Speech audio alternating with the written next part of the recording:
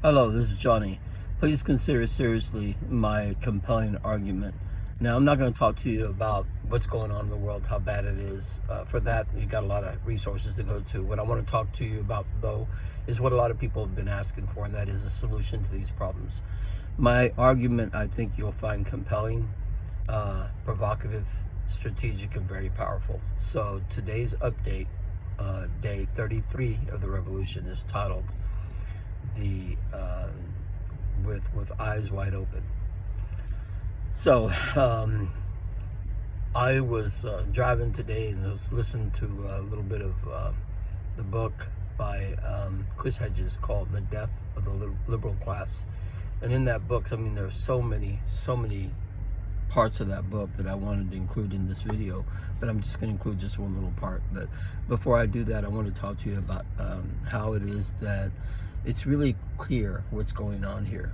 Our country has been taken over by stealth through a cabal of very rich and wealthy people that feel like they have the right to rule us, and they're doing it in a really bad way, in the sense that, you know, people may not be, well, they're suffering. There are people dying out there, the lack of medicine, and all for the sake of making that almighty dollar. And what this revolution is about is getting our country back. Now, a lot of people have a problem, though, with, you know, either this way or that way. They don't like to hear that, well, you know, don't put me in the position to either pick or not pick, because life is more complicated than that. And look, under normal circumstances where things are halfway decent, I would agree with that. I would say, yeah, you know, things can be, you know, it's not that easy, it's cut and dry, simple. But in this case, in this scenario, for what's going on for the last 30 years, now it's at a point where there's no denying that corporate interests are ruling our nation in such a way that is detrimental to the working class people. We deserve better. We deserve better. And it's not, you know, because we're not smart enough and we didn't make the right decisions and we don't work hard enough. That's not at all the problem. The problem is that wealthy people have been stealing from working class people. And it's not socialism, it's not communism, you know, it's none of that. What it is plainly, that's what's happening. I mean, you know, you don't have to look hard and look far, you know. Look at how they ripped us off in the 2008 financial crash, you know, and that was a result of Clinton, a Democrat, passing laws that repealed the Glass-Steagall Act and put in Graham-Bliley Leach, which, you know, created that financial crisis. And I can go on and on and on and on. Again, this video isn't about problems, it's about solutions. And I believe that I'm onto something here. Me and a few other people have thought this thing up. It's not hard. Here in a few minutes, I'm going to show you a video of a couple more truck drivers, and God willing, in the future, I'm going to show you videos of regular, everyday people putting on the red and white and saying, hell yeah, I'll do that if that's all I got to do. Now, there are some people that says, no, even that's not that easy. It's a little bit more complicated. Yeah, it is. You have to be prepared to be off of work for a whole month. But I don't think it'll get there. I really don't. If enough of us put red and white on our vehicles, I've got video proof of truck drivers that know they have power, or just itching and ready to go on a general strike, because they know that if they're forced to go on a general strike, then a sea of people are going to be behind them demanding that they go get those extra 3 things, you know, for them now, you know. So yeah, we got a really good strategy here, and they won't even let it happen. I'm telling you, once they see that it's really taking root and that it's a possibility, all of a sudden the Democrats and the Republicans are going to be really, really nice to each other and start saying, yeah, maybe we should give them a $15 night, at least that, and let's give them some more, because they're really serious about this, and they will. The whole idea is to, and this isn't to be mean to everybody else, but it's to realize, so that everybody would realize that you have to, we all have to focus on this. We all have to, whether we like it or not, we have to focus on the difference of powers, and we need to get our government back.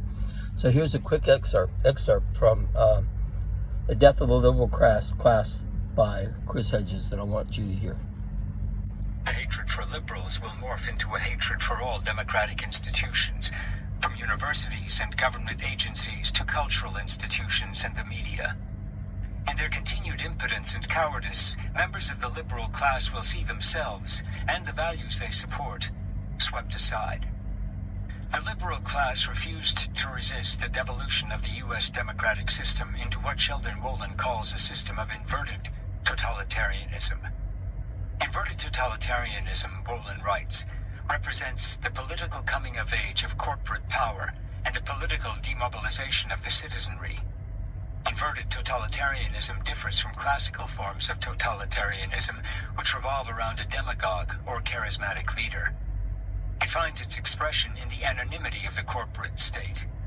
The corporate forces behind inverted totalitarianism do not, as classical totalitarian movements do, replace decaying structures with new revolutionary structures. They do not import new symbols and iconography. They do not offer a radical alternative. Corporate power purports, in inverted totalitarianism, to honor electoral politics, freedom, and the Constitution. But these corporate forces so corrupt and manipulate power as to make democracy impossible. Inverted totalitarianism is not conceptualized as an ideology or objectified in public policy. It is furthered by power holders and citizens who often seem unaware of the deeper consequences of their actions or inactions, Wolin writes. But it is as dangerous as classical forms of totalitarianism. In a system of inverted totalitarianism, it is not necessary to rewrite the Constitution, as fascist and communist regimes would. It is enough to exploit legitimate power by means of judicial and legislative interpretation.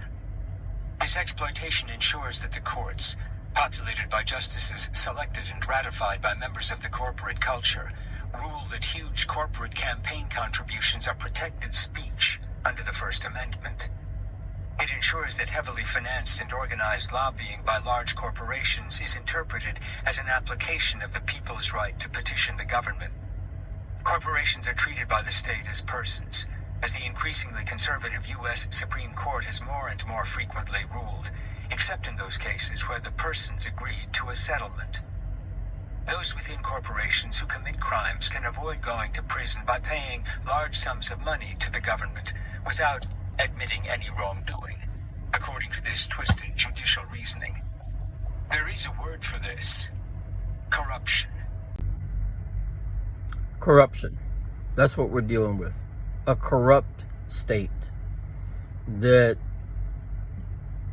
does everything it can to stay rich at the expense of the working class. This is what we're fighting against. This is what very, very soon a lot of people, not only me, but a lot of other people, are going to start scratching their heads and get real serious about how we overcome this problem. Right now, we're still in the, oh, look what they did now, and oh my God, you know, and this is so terrible. And yeah, it is. But who's talking about the solution? How many people have you seen on YouTube right now talking about this is how we fix the problem? This is how we fight back. Now, there are a lot of people fighting back. I mean, the protests and so on and so forth, a lot of them. But they are so powerful, the protests will not do it. You have to have a mass of people around an idea that is forceful and powerful. And I cannot think of any other better idea than to force the economy to shut down, have everybody focus on the difference of powers, on the basis and the foundation of our Constitution. We demand an Article 5 Constitution, a right to amend the Constitution to give us free and fair elections. Now, this is key also, with the approval of one man. And you say, well, wait a minute, that's a dictatorship, that's a kingship. Well, wait a minute, what happened just recently? We didn't get a $15 an hour raise, minimum wage, because one man, a parliamentarian of all things, stopped it. Who was it before that? Mnuchin on some other issue? And before that? You understand? This is the rule of men. Now, when I say that Lawrence Lessig is going to approve this, it's because we can trust Lawrence Lessig that'll give us a decent bill. I think H.R. 1 just passed just recently, and I'm looking at reports saying that, man, it's far from being fair. As a matter of fact, it takes voting rights away. That's why it has to be Lawrence Lessig under his approval. And the whole country stops and watches him and says, okay, this I'll accept, because he's an honorable man and his heart is for the people, for us, working class people. So with that, I'm going to leave you with a couple more videos of truck drivers willing to put themselves out there and yes, and I'm trying to make it real clear that the people are asking you to be their new political representative with power to pass an amendment to the Constitution, giving us free and fair elections, a vote on Medicare for all, and some sort of legislation, if not an amendment to do something about the manufacturing of consent. So I'm going to close with this. Remember that by watching this video and sharing it, you're sharing a sword. According to your heart, you'll either do or not do that one simple thing: put the red and white on your vehicle, on your body, and know that at the same time, you're either going to embolden or instill fear in those who despise you, your country, your Constitution, and our national sovereignty. So please, y'all, please, please, please, please go to my YouTube channel and subscribe. Thanks. And here's some videos of those guys. Hello, sir. I'm asking truck drivers around the country and garbage collectors if they'd be willing to support the public if the public were to wear red and white, asking you to be their new representative that has power. Would you go on a general strike requesting three things: to amend the Constitution to give us free and fair elections, a vote on Medicare for all, and also that they do some kind of legislation to stop the media from lying to us or omitting information. Would you be willing, if you saw enough people wearing red and white, would you be willing to go on a general strike? Yes. Thank you very much for your time, sir. Hello, sir. Are you a truck driver? Sir. Yeah. So here's your question. We're organizing a strike, a general strike, with the truck drivers and the garbage collectors. And the people of America, if they wear red and white, if you see enough people wearing red and white on their cars and on their bodies, they'd look to you as a representative with power. Would you be willing to go on a general strike on the 15th of May 2022 on their behalf to demand three things: free and fair elections, a vote on Medicare for all, and also some sort of legislation that stops the media from lying to us or omitting information? Would you do that for us? Sure. Thanks. I appreciate your time. Yep. Hello. About a general strike. The people are looking for truck drivers and garbage collectors around the country to be willing. The question is, would you be willing to go on a general strike on behalf of the people and be their new representative to get those three things: free and fair elections, a vote on Medicare for all, and some sort of legislation that stops the manufacturing of consent defined by Noam Chomsky? Would you be willing to do that? Yes, that's a good idea. I will. Thank you very much, sir.